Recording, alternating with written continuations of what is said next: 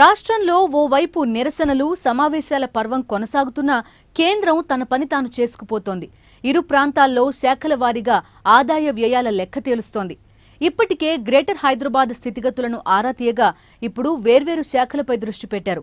మరోవైపు సకల జనుల సమ్మె చేస్తున్న ఏపీ ఎన్జీఓలు మాత్రం ఎక్కడా వెనక్కి తగ్గేది లేదని తేల్చి చెప్తున్నారు.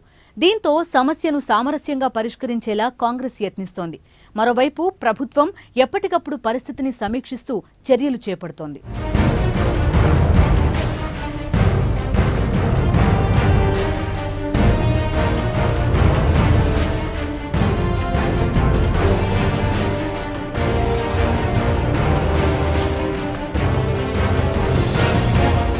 ఓపెన్ ఏరియాలో వరుసగా కూర్చుని సహపంక్తి భోజనాలు చేస్తున్న వీరంతా ఏదో కార్యానికి అటెండ్ అయిన వారు కాదు.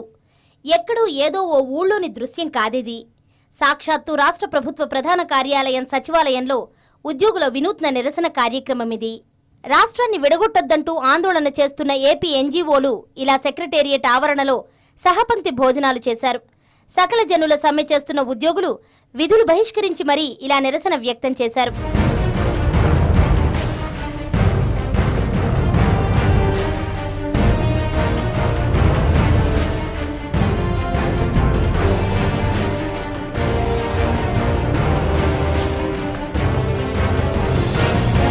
సీమాంధ్రలో దాదాపు 4 లక్షల మంది ఉద్యోగులు చేస్తున్న సకల జనుల సమ్మెను విరమింపజేసేందుకు చొరవ చూపిన ప్రభుత్వం వారితో సమావేశమైంది.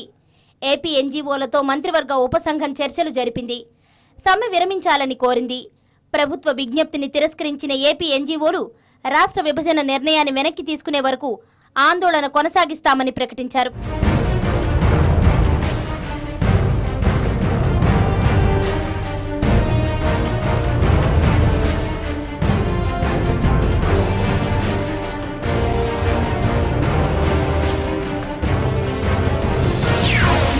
రేపు 16న గుంటూరులో ఏదైతే ఈ సంఘాలన్నీ కలిపి మేము ఆగస్టు 4న విజయవాడలో నిర్ణయం తీసుకున్నామో ఆ సంఘాలన్నీ కూడా మరి సమావేశమై ఈ స్ట్రైక్ యొక్క దశ దిశ మనం ఏం చేయాలి, భవిష్యత్ కాలంలో మరి ఢిల్లీ వెళ్ళాలా, వెళ్తే ఏ సంఘాలు వెళ్ళాలి, ఎటువంటి నివేదిక ఇవ్వాలి, ఈ అంశాల మీద కూడా చర్చలు జరుగుతున్నాయి.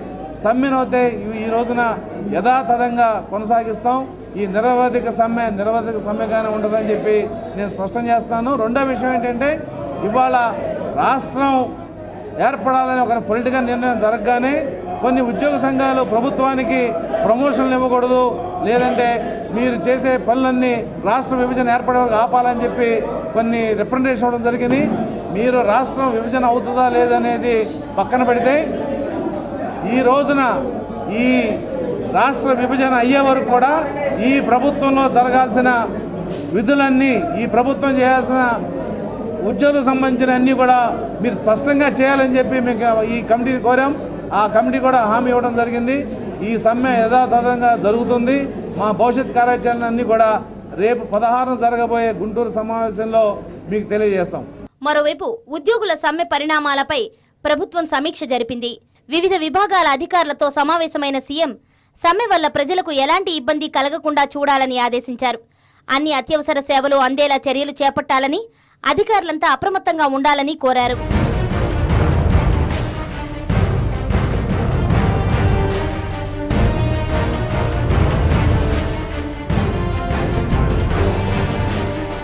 ఓవైపు ఈ ప్రక్రియలన్నీ జరుగుతుండగానే మరోవైపు వివిధ ప్రాంతాల ఆదాయ వనరులపై వివరాల సేకరణ జరుగుతోంది. జిల్లాల వారీగా పన్నులు, పౌర సేవల ఫీజుల మొత్తం, వ్యాట్ తదితర ఆదాయాలను ఆరా తీస్తున్నారు. కొన్ని విభాగాలకు సంబంధించి ఆదాయ వివరాలు స్పష్టంగానే ఉన్నా వాణిజ్య పన్నుల్లోనే సమస్య నెలకొంది. ఇక ఆయా శాఖల్లో పన్నుల వసూళ్లు చూస్తే గత ఏడాది వాణిజ్య పన్నుల ద్వారా రాష్ట్ర ఖజానాకు 41,027 కోట్ల ఆదాయం రాగా అందులో ఒక్క హైదరాబాద్ వాటానే 27,760 కోట్లు. వివిధ సంస్థల లావాదేవీలు ఎక్కడ జరిగినా వాటి ప్రధాన కార్యాలయాలు హైదరాబాద్లో ఉండడం వల్ల పన్నుల చెల్లింపు ఇక్కడే జరిగింది. అందుకే ఇంత మొత్తంలో పన్ను ఇక్కడ వసూలైంది.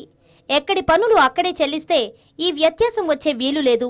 కమర్షియల్ ట్యాక్స్ కలెక్షన్లో టాప్లో హైదరాబాద్ తర్వాత స్థానంలో రంగారెడ్డి, ఆ తర్వాత విశాఖ జిల్లాలున్నాయి. ఇక మద్యం విక్రయాలు, పన్నుల ద్వారా గత ఏడాది 18,180 కోట్ల ఆదాయం వచ్చింది. ఇందులో తెలంగాణ జిల్లాల ఆదాయం 8,544 కోట్లు. ఇందులో దాదాపు 40% అంటే సుమారు 3,500 కోట్లు హైదరాబాద్ నుంచే వసూలు కావడం విశేషం. హైదరాబాద్ సిటీలో చాలా భాగం విస్తరించిన రంగారెడ్డి జిల్లాను కూడా కలుపుకుంటే ఈ ఆదాయం ఇంకా పెరుగుతుంది. ఈ 2 జిల్లాల పరిధిలో గత ఏడాది 1178 కోట్ల రవాణా పన్ను వసూలైంది. స్టాంపులు, రిజిస్ట్రేషన్ల శాఖ ద్వారా 2098 కోట్ల ఆదాయం వచ్చింది. గనుల లీజుతో 107 కోట్లు, అటవీ శాఖ ద్వారా 63 కోట్లు వసూలయ్యాయి. ల్యాండ్ రెవెన్యూ మొత్తం 19 కోట్ల 57 లక్షలు. హైదరాబాద్, రంగారెడ్డి తర్వాత ఎక్సైజ్ రాబడి అత్యధికంగా విశాఖలో ఉంది. తూర్పు గోదావరిలో 957, గుంటూరులో 953, కృష్ణాలో 950 కోట్లు వసూలయ్యాయి. చిత్తూరు జిల్లాలో 869 కోట్ల ఆదాయం రాగా ఆ తర్వాత 826 కోట్లతో వరంగల్ నిలిచింది.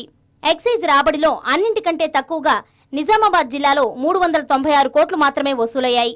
ఇక వాణిజ్య పన్నుల్లో కూడా హైదరాబాద్, రంగారెడ్డి తర్వాత స్థానం విశాఖకే దక్కింది. గత ఏడాది ఆ జిల్లాలో కమర్షియల్ ట్యాక్సుల ద్వారా 1625 కోట్లు వసూలయ్యాయి. కృష్ణాలో 1375 కోట్లు, తూర్పు గోదావరిలో 1252 కోట్లు, గుంటూరులో 612 కోట్లు, నెల్లూరు, ప్రకాశం జిల్లాల్లో కలిపి 530 కోట్లు, మహబూబ్ నగర్, నల్గొండ జిల్లాల్లో మరో 663 కోట్ల ఆదాయం వచ్చింది. వరంగల్, ఖమ్మం 2 జిల్లాల నుంచి కూడా అత్యధికంగా 1660 కోట్లు వసూలయ్యాయి. చిత్తూరులో 365 కోట్లు వసూలు కాగా కర్నూలులో ఆదాయం 318 కోట్లు. పశ్చిమ గోదావరిలో 296 కోట్ల ఆదాయం రాగా అన్నింటికంటే తక్కువగా కడప జిల్లాలో 184 కోట్లు మాత్రమే వసూలయ్యాయి. ఇలా ఎలా చూసినా విశాఖ మినహా ఎక్కడా చెప్పుకోదగ్గ ఆదాయం లభించడం లేదని చెప్పుకోవచ్చు. అన్నింటిలోనూ రంగారెడ్డి, హైదరాబాద్ జిల్లాలు టాప్గా నిలుస్తున్నాయి. అందుకే అంతా హైదరాబాద్ గురించే పట్టుబడుతున్నారన్నది వాస్తవం. వివిధ శాఖల్లో ఆదాయ లెక్కలు కూడా విభజన ప్రక్రియలో కీలకం కానున్నాయి. అందుకే శాఖల వారీగా వివరాలు సేకరిస్తున్నారు. అన్నింటిలోనూ హైదరాబాద్ టాప్గా నిలుస్తోంది. అందుకే హైదరాబాద్ లేని ప్రత్యేక రాష్ట్రానికి తెలంగాణ వాదులు హైదరాబాద్ను వదులుకునేందుకు సీమాంధ్రులు అస్సలు ఇష్టపడ్డం లేదు. ఒక్క మాటలో చెప్పాలంటే విభజన రాజకీయం రగడ అంతా హైదరాబాద్ చుట్టూనే తిరుగుతోంది.